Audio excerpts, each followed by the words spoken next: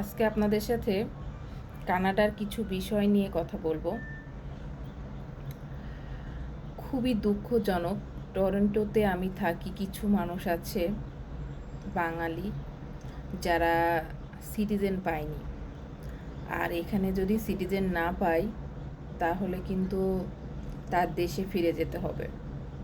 তো টরন্টোতে অনেকগুলো বাঙালি যারা সিটিজেন পায়নি, তারা হচ্ছে দেশে ফিরে যেতে হবে। কারণ এখানে আপনার হচ্ছে যেমন যেমন ধরেন মালয়েশিয়া, সৌদি এইগুলো বা দুবাই, এগুলো লুকায় থাকা যায়, কিন্তু কানাডাতে যদি সে পেয়ার না পায় তাহলে সে থাকতে পারবে না, কখনো এখানে থাকতে দেবে না।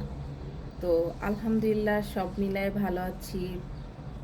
হচ্ছে আল্লাহ হয়তো রাখছিল তাই কানাডাতে আছি, আপনাদের দোয়ায় ভালো আছি।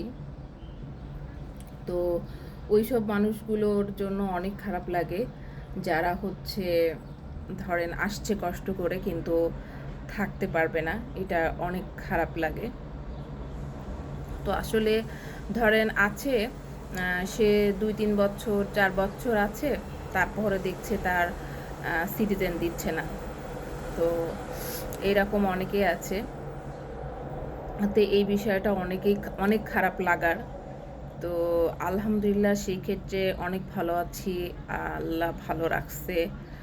তো এটাই আপনাদের সাথে বলছি যে কানাডাতে আসতে গেলে ওইভাবেই যোগ্যতা নিয়ে আসেন যাতে এখানে টিকে যেতে পারেন।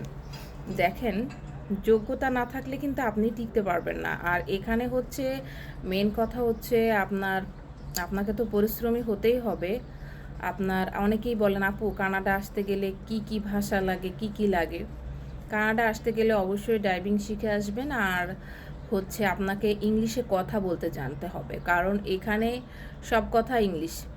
এদের ভাষাটাই হচ্ছে ইংলিশ। তো ইংরেজি না জানলে কিন্তু আপনি এখানে এক বিন্দু টিকতে পারবেন না। তো যাই হোক, অনেকের হচ্ছে আমি শুনলাম যে রিজেক্ট হয়েছে। তো এইগুলো আসলে খুবই দুঃখজনক। তো আরেকজন আমাকে কমেন্ট করছিলেন আপু হচ্ছে কানাডাতে কি বাঙালিদের স্কুল হচ্ছে আলাদা? না না না, এখানে কখনোই বাঙালিদের জন্য কোনো স্কুল না। একটা স্কুলে সব দেশের মানুষ পড়বে, মানে সবাই পড়বে একটা স্কুলে। তো স্কুলগুলো এরকম, এখানে তো বাঙালিদের জন্য বাংলা ভাষাও শেখানো হয় না, বা এখানে এদের নিয়মকানুন এদের কথা শেখানো হয় বাচ্চাদেরকে।